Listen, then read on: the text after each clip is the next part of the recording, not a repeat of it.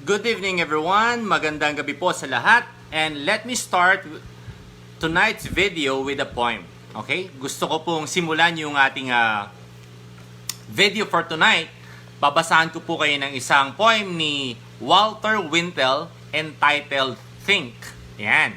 So itong poem na po ito, na-encounter ko itong poem na to nung ako ay 24 years old pa lamang. And nung nabasa ko itong poem na to, itong tula na to, doon ko na-realize ang maraming bagay. And connected ito sa pag-uusapan nating pag-uusapan natin topic for tonight. Ang topic natin for tonight is all about self-image and why it's important. Okay, let me begin. If you think you are beaten, you are. If you think you dare not, you don't. If you like to win, but you think you can't, it's almost certain you won't. If you think you lose, you're lost. For out in the world, we find success begins with a fellow's will. It's all in the state of mind. If you think you are outclassed, you are. You've got to think high to rise. You've got to be sure of yourself before you can ever win a prize. Life battles don't always go to the stronger or faster man. But sooner or later, the man who wins is the man who thinks he can. Ayan, napakaganda, no? So, according sa poem natin for tonight, na binasa ko po ngayon, pwede nyo po siya magkaroon ng copy sa Google or sa internet, check nyo lang po, no? Napakalaking bagay na mga iniisip natin. Kung anong iniisip natin, yun ang mangyayari sa atin. No ifs, no buts. Irregardless kung maganda yung iniisip mo, irregardless kung pangit yung iniisip mo, definitely, 100%, I'm assuring you, my dear friend, no? Yun po ang mangyayari po sa inyo. Those people who thinks positive live longer dun sa mga taong nag-iisip ng negative. Okay. And let me add to that point. Dagdagan ko po ng konti. Nagkaroon ng survey, 100 Americans, okay? 65 years of age. Meron tinatawag na survey na ginawa at na-found out nila, okay, sa 100 katao sa Amerika na ang edad ay 65, 54% sa kanila ay broke. 36% sa kanila ay patay na. 5% sa kanila ay nagtatrabaho pa. 4% sa kanila financially independent. And 1% sa kanila ay super wealthy. Nung nalaman ko tong statistic na to, tinanong ko ang sarili ko, gusto ko ba na pag ako ay umedad ng 65, ako ay broke, ako ay patay, ako ay nagtatrabaho pa, ako ay financially independent, or ako ay wealthy? So, tanungin kita, I don't know kung anong edad mo na, pero I want to ask a very important question to you, my dear friend, right now. How do you plan and how do you want to see yourself 10, 20, 30, 40 years from now? Itong mga bagay na to, nalaman ko to noong ako ay 24 years old pa lamang. So right now, I'm already 29 plus 10 years experience. So makikita nyo, this statistics really changed my life. Average, ang nag-graduate is 20 years old. Yan po yung panahon na natatapos ng college degree ang isang estudyante or isang tao. Pagkatapos, magre-retire po yan. Okay? Normally, 60 years old. So kung iisipin nyo, from 20 years old graduation to 60 years old na retirement, okay, retirement age kung ikaw nagtatrabaho, meron po tayong tinatawag na 40 years. 40 years to really make a difference with your life. Me, nung ako ay 24 years old that time, nalaman ko at tinanong ko yung sarili ko, inisip ko talaga, Would I like to work for the next 40 years of my life? Okay? Na kung saan, I will work for a company that will never be mine. I will work for someone who is called my boss, that I will really give all my life. When I say all my life, almost half of my day. Kasi po, 8 hours of working, 2 hours preparation, 2 hours bago umuwi, that's already 12 hours. And, kumbaga, ibibigay ko yung buhay ko Monday to Friday plus Saturday para magtrabaho. And nag-compute ako ng konti. Nung panahon ko, ang average income or salary when I'm still in Baguio is only 12,000 per month. So I made a computation in a calculator, 12,000 per month times 12 months. Alam mo yon, napakaliit. Sabi ko, if ever ma-promote ako, gumaling man ako, kumita ako ng 50,000 pesos per month, in which an average or magandang sahod na po yan, still, hindi po siya enough para makuha yung mga pangarap ko. So that particular time, when I'm still 24 years old, I asked myself, would I like to work? Yes, nagtrabaho po ako bilang empleyado for more than 8 years. I have so many odd jobs, okay? Car wash, manager ako ng isang restaurant, naging operations manager ako ng isang car dealership, naging car wash boy, naging service crew, naging hotel front desk, housekeeping. Ang dami ko pong trabaho na ginawa, and I realized one thing, hindi ko makukuha ang mga pangarap ko sa pagtatrabaho. There might be few na nakukuha po nila yung mga pangarap nila sa trabaho, and don't get me wrong, I'm talking about my experience. So, ano yung connection ng video natin ngayon? Lalo na if you're watching and your age is below 29 years old. You are in your prime years. Nasa prime years ka. Make the most out of it. Because hindi mo na may babalik ang panahon na kung saan wala na. Just like me, no? I'm very proud and I'm very glad na nagkaroon ako ng option. Okay? Na kung saan, maunawaan yung tinatawag na law of compensation. Ano yung law of compensation? This is the cause and effect of everything we do that we receive value. Bibigyan ka lang ng sahod according sa pangangailangan sa'yo, according sa dineliver mong value. No more, no less. And ito po ay dependent kung gaano kabilis makakuha ng katulad na empleyadong katulad mo.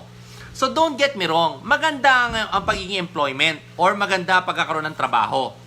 But realize, alamin mo kung bakit. Okay? Bakit? Okay? Or why are you working? Okay? Kasi hindi tinatanong kung ano ang ginagawa mo. Ang tinatanong at mas mahalagang tanong, bakit mo ginagawa yung ginagawa mo? A very good example na nangyayari ngayon, because alam naman natin, ang dami na pong walang trabaho. Ang dami na pong nagsarado ng mga business. And after this pandemic strikes, ang dami pong nagbago ng kanilang career o ng ginagawa nila. Anong ginawa nila? Nagkaroon sila ng tinatawag ng online selling. Nag-resell sila. They ventured into marketing or sa sales na kung saan madali na mahirap gawin pero posible. Kasi bakit? Wala kang trabaho eh. Anong source of income mo? Pero ang iniisip ko, bakit noon hindi mo siya ginagawa? Kasi iba yung panahon. So what I'm trying to say right now is ask yourself, bakit mo ginagawa yung ginagawa mo? Kasi yung ginagawa mong yan ang magdidetermine kung ano mangyayari sa buhay mo for the next 5 to 10 years. So, merong paniniwala na kung saan, okay, knowledge is power. Mali. Hindi po knowledge is power. Hindi porket alam mo, ibig sabihin may mangyayaring maganda sa'yo. Knowledge is a potential power. Katulad ng pagpapanood mo ng video na to, marami ka natututunan. Ako rin, marami ako natutunan. Maraming salamat. Pero hindi ito assurance na yung natutunan mo is magagamit mo at magbibigay sa'yo ng resulta. Kailangan mo siyang i-apply. Kailangan yung knowledge mo, gawan mo ng tinatawag na action. Okay? So, knowledge is a potential power. Kung iisipin nyo, no, ilang percentage sa population natin ang mayaman o yung nakakaluwag o yung sabihin natin hindi masyadong apektado ng economic crisis na nangyayari ngayon. Ito yung mga tao na kung saan meron silang savings, meron silang tinatawag na enough resources to not to work, or even wala silang income for 1 year, they will be okay. They can sustain their daily living. Pero, majority sa atin, ang dami po na talagang nahihirapan, nagugutom, talagang, pwede kong sabihin, nakakalungkot mang isipin. Pero sana, let's make this time a realization what's more important sa buhay natin. Kasi kahit nakunin mo lahat ng yaman sa mga mayayaman, ipamigay mo sa mahihirap, I assure you, sinasabi ko na po sa inyo, give the people na merong mga pera na pinamigay sa mga mahihirap, eventually, after some quiet time, they will all get all the money and even earn again yung mga bagay na pinamigay na nila sa mahihirap. Anong reason? Because of self-image. Self-image is the way you look at your inner self. Ito yung tingin mo sa sarili mo. Kung ikaw ay isang COVID survivor, or dati kang nagkaroon ng COVID at ngayon survivor ka, your perspective in life will change. If you're a cancer survivor, your perspective will change. Mababago po yung pananaw mo sa buhay. Bakit? Pag sinabing survivor ka, you are this strategy, you are this in daily habits or ritual na kung saan you value your life every single day. Alam mo na yung tinatawag na kahalagahan ng mga bagay na nangyari sa mundo at alam mo na yung kahalagahan ng bawat oras na dumadaan sa'yo. So, how do you change or how do you create a new self-image? Very simple. Ask yourself the question, what is the game that you are playing right now? Are you playing to be a positive person? Are you playing to be a negative person? Are you thinking about yourself in a high note? Are you thinking yourself in a low note? Ibig sabihin, are you a learner or a complainer? Are you a victim or a victimizer? Okay? Kasi po, everything will always be based on results. Whatever we have right now is the realization and the accumulation and the totality ng lahat ng natutunan po natin. So I challenge each and every one of you, take a look back in your self-image. Your self-image will definitely determine kung ano mangyayari po yung future po nyo. If you're gonna be healthy, if you're gonna be wealthy, if you're gonna be sick, tired, broke, and dead. And eventually, the good news is, you can still prepare. Right now, the magic number is 14 days. When I say 14 days, 14 na araw po para malaman mo kung ikaw ay may COVID o hindi. Kaya yan po yung quarantine natin. Yan po yung tinatawag na time to isolate ourselves. So, may COVID ka man, wala kang COVID, it doesn't matter anymore. The good thing is, realize that you have your whole year, okay, whole life ahead of you. Wag po tayo magkaroon tinatawag na work-life balance. Let's have or put first our life and second our work balance. Let's have this weekend not to be weekend. Let's have this week end to be our beginning. Okay, hindi po siya end. Siya po yung beginning. Before COVID po, before this pandemic, alam niyo po ba yung pinakamaraming araw na ang tao ay namamatay, nagkakasakit sa puso, nagkakaroon ng heart attack? Alam niyo po ba kung anong araw? Take a guess. It's Monday. Okay? Alam niyo po ba yung pinakamasayang araw sa lahat ng araw sa isang linggo? It's Friday. I will give you that information to think about bakit Monday ang pinaka-toxic na araw sa bawat tao at bakit Friday ang pinakamasayang araw sa bawat tao. Let's find joy. Okay? In my video, my previous video, we're talking about joy and happiness. Joy is where we know, okay? Where we know who we are. And I know myself, and every day inaaral ko pa rin po, tinatanong ko pa rin, sino ba si John Denver? Ano ba ang potential niya? Ano ba ang mga limitation niya? Ano ba yung pwede mangyari? And I would honestly say, wala po akong pinagsisisihan sa mga ginawa kong decision. Because I know every decision I make will make me or will give me a step closer to realize the very best version of myself. Whatever you believe in, whoever you believe in, ano man ang tingin mo sa sarili mo, yun ang magiging attitude, actions mo sa araw-araw. So my dear friend, guys, think like a champion. Act like a champion. Be a warrior, not a warrior. With this video, I would like to say, there's hope. Everybody can make a difference if you just believe and if you think that you can. My name is John Denver. I'm here for you, ready to support and ready to understand and give you all the possibility and share the blessings na natanggap ko po. My life is not mine. Our life is bound to be shared.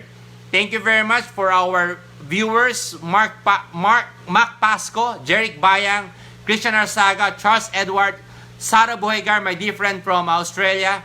Thank you very much. Good evening. I love you. Bye.